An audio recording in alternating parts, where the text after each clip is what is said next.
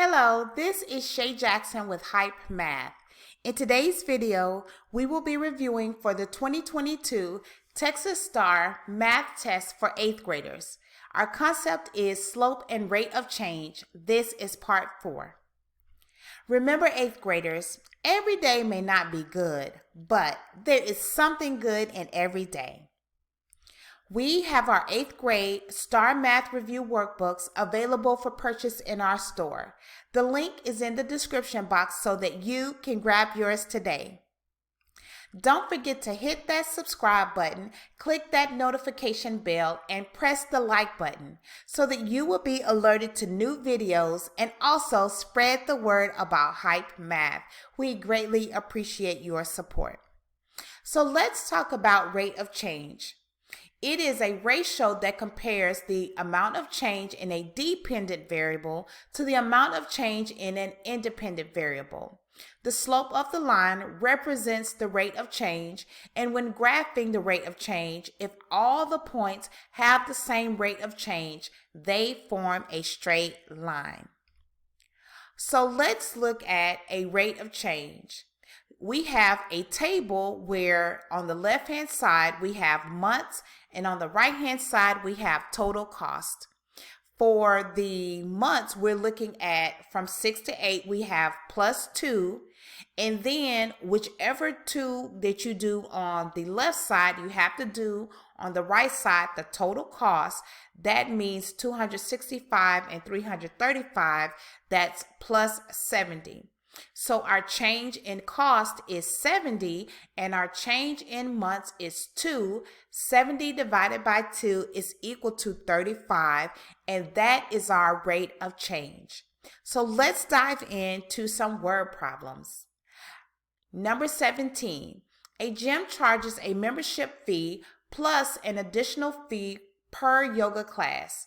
The table shows the linear relationship between the number of yoga classes taken and the total cost, including the membership fee. Which statement is true? Is it A, the additional fee per yoga class is $3.75? Is it B, the additional fee per yoga class is $8.25? C, the membership is $35? Or D, the membership fee is $42.50. So let's look at our table titled Yoga Classes. On the left-hand side, we have number of yoga classes, and it's 6, 8, 10, 14, 20. And for total cost for 6 yoga classes is $67.50. For 8 yoga classes, $75. For 10, $82.50. For 14 classes, $97.50, and for 20 classes, $120. In order to solve this problem, the first thing we're going to do is ask ourselves, what are we looking for? We are looking for the statement that is true. Now that we know what we're looking for, what information can help find the answer? We need the data in the table to help find the answer. Now that we know what information we need, how are we going to solve the problem? And yes, you've guessed it, finding the rate of change. So let's dive in and do that now. Okay, so to find our rate of change, what we're going to do is we are going to use our first 2 number of yoga classes, that's 6 and 8, okay? So from 6 to 8, it's +2. Now, let's look at the cost. $67.50 for 6 classes, and then $75 for 8 classes. That is an increase of +7.5, okay? So our change in cost is 7.5, and our change in classes is equal to 2. Now, to find our rate of change, we're going to divide 7.5 divided by 2, and that is equal to 3.75. So what is our correct answer? What we need to do is look at our answer choices that shows $3.75 as our rate of change. And if you said A, you're absolutely correct. Great job, 8th graders. Let's move to question number 18. And remember, we have our 8th grade math review books available for purchase in our store. Carolyn will buy the same number of stamps every month to add to a stamp collection her grandfather gave her. The table shows the number of stamps Carolyn would have at the end of X months. How many stamps was Carolyn given, and how many stamps will she buy every month? So, we see our table, Carolyn's stamp collection. The top row is number of months, and we see 1, 3, 6, and 10. And then our bottom row, number of stamps, which is our Y, is 250, 350, 500, and then 700. Let's look at our answer choices. It's F. Carolyn was given 200 stamps and she will buy 50 stamps every month. G. Carolyn was given 180 stamps and she will buy 70 stamps every month. H. Carolyn was given 180 stamps and she will buy 50 stamps every month. Or J. Carolyn was given 200 stamps and she will buy 70 stamps every month. Now, in order to solve this problem, of course, we need to ask ourselves, what are we?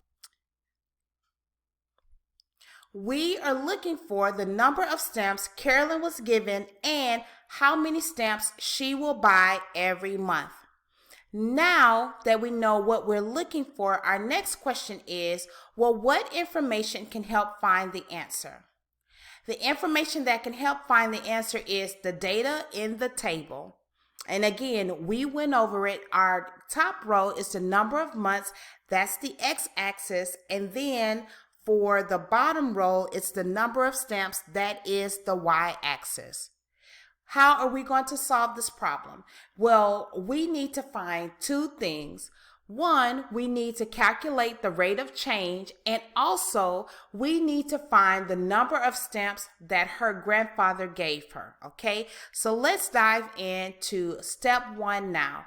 Calculate the rate of change. So we're starting and we're going to look at just the first two numbers, the first two pairs I meant. So for month 1 to month 3, that is plus 2, and from 250 to 350, that is plus 100, okay?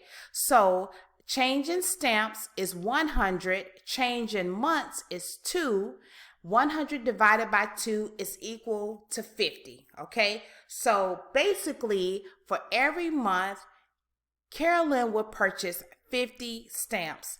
That's step 1. Step 2, we need to find out the number of stamps her grandfather gave her. So in order for us to do that, since we know that she purchases 50 stamps every month, for looking at our first month, we need to subtract 250 stamps minus 50 stamps because, again, we said that she buys 50 stamps per month.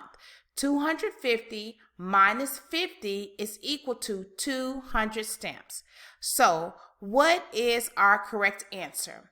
What we need to do is look at the answer choice that shows that Carolyn's granddad gave her 200 stamps and that she purchases 50 stamps every month.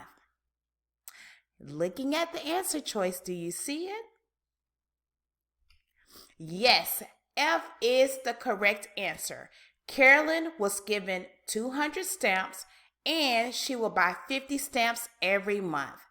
And that is it, 8th graders, for slope and rate of change part 4.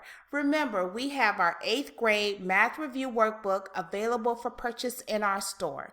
This is Shay Jackson with Hype Math. I will talk to you later.